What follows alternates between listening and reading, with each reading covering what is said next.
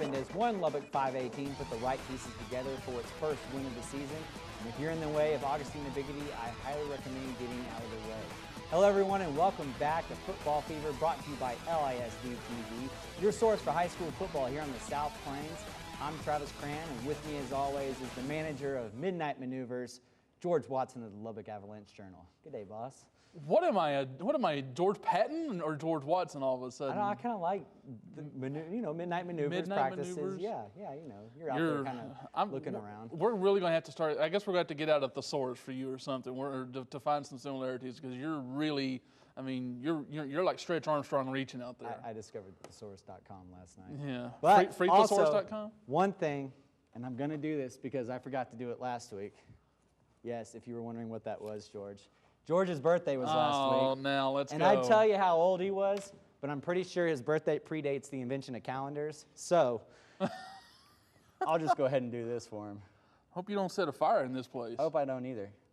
Kenneth is going to not be happy if I do that. Happy birthday, buddy. Do I make a wish and blow it out now? I think you have to make a wish. Maybe wish for a Monterey win. Yeah, or maybe, I don't know what I'll wish for something. I'll just keep it to myself. So. All right. Thanks, buddy. Okay, so without further ado, I guess now I'm twice legal, I guess. I don't know. See, now you do get to keep what I brought from breakfast. There, well, thank you. I appreciate it. All right, well, I mentioned it earlier. One 5A Lubbock team found a win this past week. Coronado getting things together finally, and it started at that quarterback position because he was off to a roll against Ryder. Yeah, Brendan Johnson really did a good job of building on what he did the week before, and came back threw for 425 touchdowns against Wichita Falls Ryder. And I kind of expected this might be a bit of an offensive game because both defenses had kind of struggled at times. And credit Coronado, it was their defense actually in the end that made two big stops to win that game.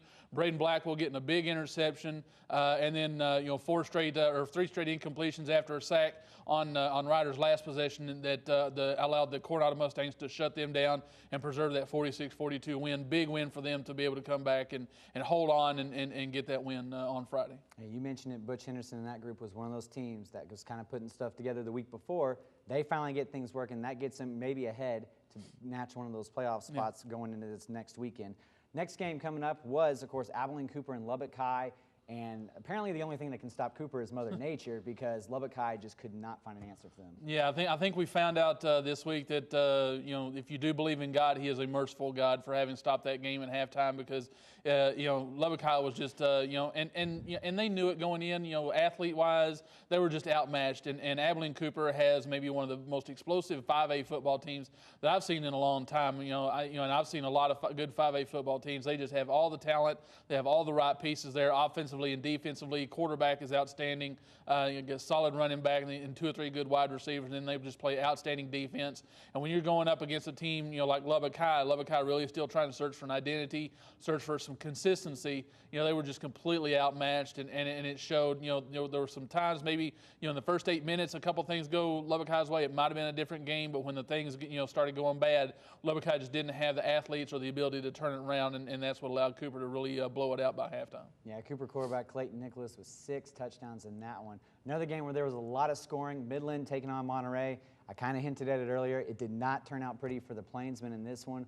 Midland with 542 yards of offense in the game and forcing 2 turnovers. Yeah, Midland is a juggernaut out there. A lot of people haven't really talked about Midland in that little Southwest Conference with Abilene and Odessa Permian, but Midland is a very solid ball club out there, and Craig Yenzer has a good talent base working out there at Midland right now. So I hope the people at Monterey, I hope the kids, I hope the players, the coaches, and the fans and the parents, I hope they're not discouraged by that, because Monterey has really been playing well the last 2 or 3 weeks. They just ran up against a team that everybody has been getting beat pretty badly by. So I think Monterey is going to be okay. I don't know if they'll win this week, but I think come district time, with the way they match up with other teams in district, I think they'll be just fine as long as they don't lose heart and can take the positives out of that game against Midland and use them for the next week or so.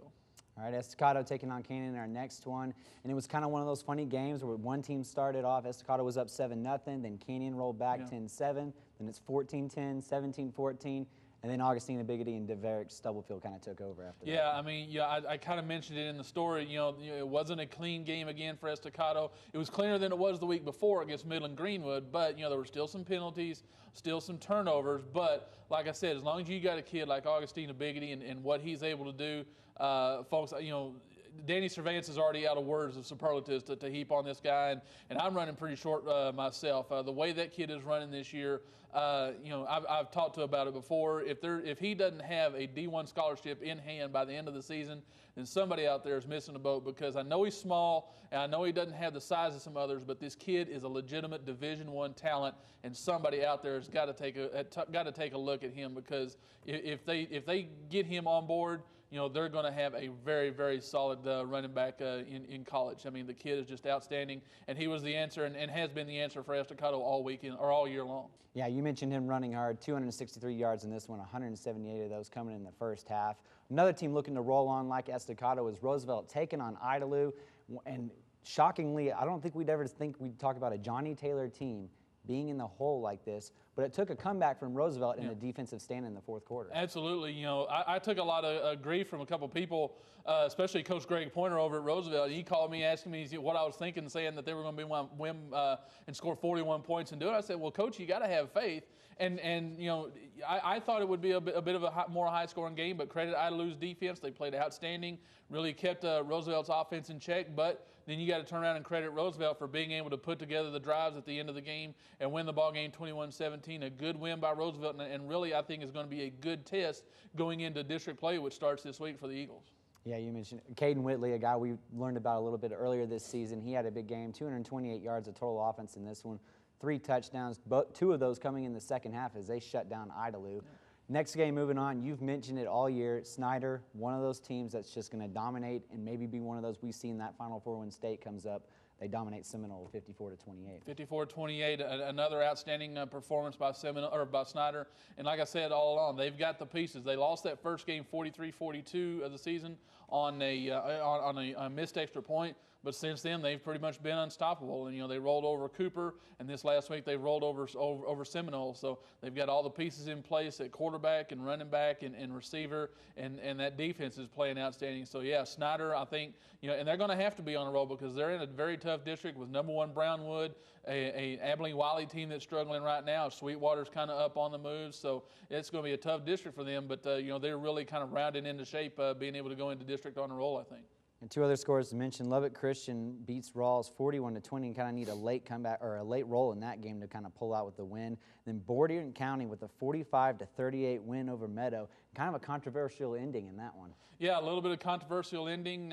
2 teams that go back and forth, but a really good 6-man game. A low-scoring 6-man game for 6-man game ranks at 45-38. So 2 teams I think that were pretty equal, and 2 teams I think that'll be there with deep playoff runs in the end. And credit Borden County for coming out with the win. All right, up next you'll learn about one of those players that's keeping that blue machine at Estacado rolling. George will have our AJ Player of the Week up next on the feed.